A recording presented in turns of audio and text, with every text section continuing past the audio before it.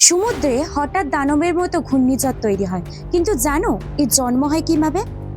যখন সমুদ্রের জলের উষ্ণতা 26 ডিগ্রি সেন্টিগ্রেড, তখন সমুদ্র প্রচুর পরিমাণে জলীয় বাষ্প পাঠায় বাতাসে। তখন উষ্ণ হালকা বাতাস উপরের দিকে উঠতে শুরু করে এবং নিচের দিকে তৈরি হয় লো প্রেশার অর্থাৎ নিম্নচাপ।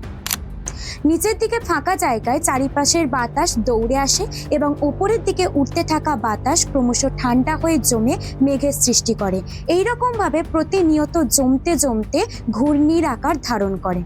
পৃথিবী ঘূর্ণনের কারণে বাতাসও ঘুরতে ঘুরতে ঘূর্ণির আকার ধারণ করে, মানে স্পাইরাল আকার ধারণ করে।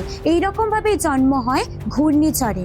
ঘূর্ণিঝড় ততক্ষণ পর্যন্ত শক্তি পায় যতক্ষণ না পর্যন্ত এটা স্থলভাগে আঘাত করে অথবা কোনো শীতল এলাকার মধ্যে ঢুকে পড়ে।